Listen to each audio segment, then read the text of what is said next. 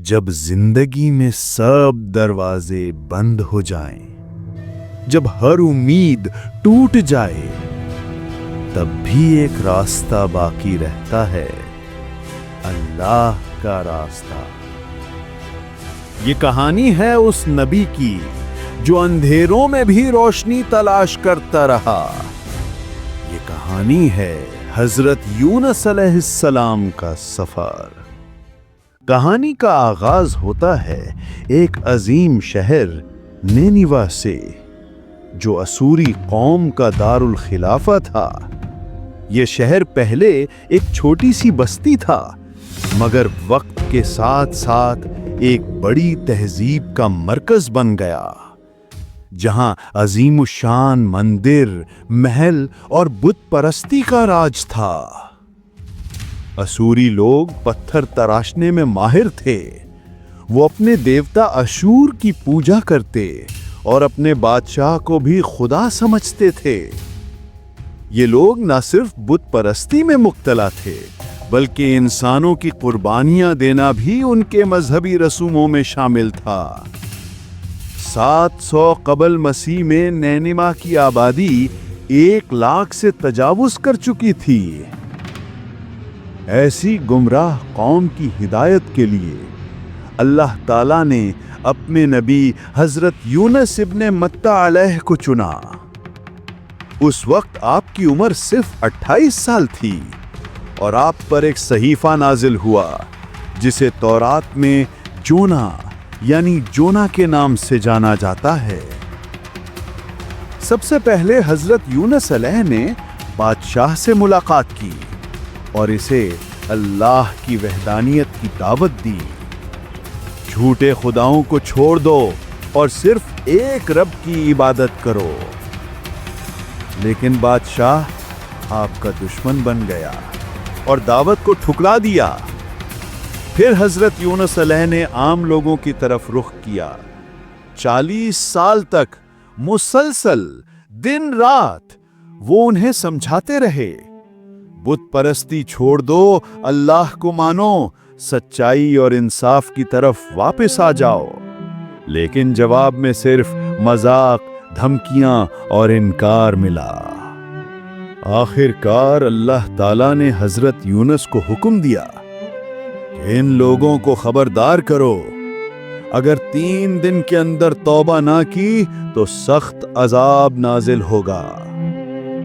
حضرت یونس علیہ نے یہ پیغام لوگوں کو سنایا۔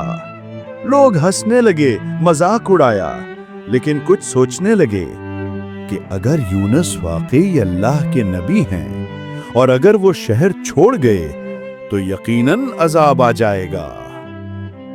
اور پھر حضرت یونس علیہ اللہ کی اجازت کے بغیر نینیوا چھوڑ کر چلے گئے۔ اگلی صبح نینیوا کے آسمان پر ایک سیاہ بادل چھا گیا، اللہ کے عذاب کا سایہ۔ لوگ کانپ اٹھے، روئے، سجدوں میں گر گئے، سچی توبہ کی اور اللہ سے رحم کی دعا کی۔ اور اللہ تعالیٰ نے اپنی رحمت سے ان کی توبہ قبول کر لی اور عذاب کو ٹال دیا۔ ادھر حضرت یونس علیہ ایک کشتی میں سوار ہو چکے تھے، لیکن دوران سفر ایک طوفان آ گیا۔ کشتی کا کپتان گھبرا گیا، کہا کشتی میں کوئی بھاگا ہوا غلام ہے، اسی کی وجہ سے یہ مصیبت آئی ہے۔ قرآن دازی کی گئی 3 بار اور ہر بار حضرت یونس علیہ کا نام نکلا۔ حضرت یونس علیہ نے خود کو سمندر میں پھینکنے کی اجازت دی اور وہ سمندر میں ڈال دیے گئے۔ اللہ تعالیٰ نے ایک بڑی مچھلی کو حکم دیا کہ حضرت یونس علیہ کو نگل لے، لیکن بغیر کوئی نقصان پہنچائے۔ مچھلی کے پیٹ میں حضرت یونس علیہ نے وہ عظیم دعا پڑھی، لا الہ الا انت سبحانک انی کنت من الظالمین، یعنی تیرے سوا کوئی معبود نہیں، تو پاک ہے، بے شک میں ہی ظالموں میں سے تھا۔ یہ دعا اتنی سچی اور دل سے تھی کہ اگر وہ یہ دعا نہ پڑھتے تو قیامت تک مچھلی کے پیٹ میں رہتے۔ اللہ تعالیٰ نے ان کی دعا سن لی اور مچھلی کو حکم دیا کہ حضرت یونس علیہ کو ساحل پر اگل دے۔ آپ 40 دن تک مچھلی کے پیٹ میں رہے۔ جب باہر نکلے تو جسم کمزور اور نازک ہو چکا تھا۔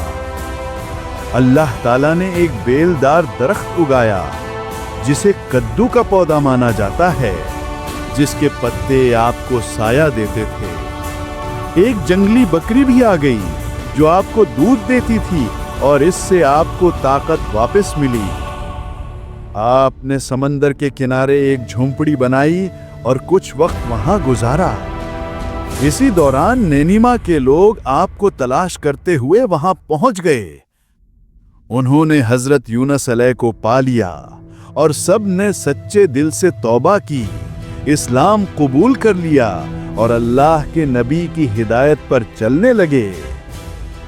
حضرت یونس علیہ واپس نینیوا آئے اور تا حیات اپنی قوم کو اللہ کا پیغام دیتے رہے، یہاں تک کہ آپ کا انتقال ہو گیا۔ اس عظیم داستان کا سب سے بڑا سبق یہ ہے، کبھی بھی اللہ کی رحمت سے نا امید نہ ہو اور نہ ہی ہدایت کے معاملے میں اپنی رائے پر بھروسہ کر، کیونکہ ہدایت صرف اور صرف اللہ کی طرف سے آتی ہے۔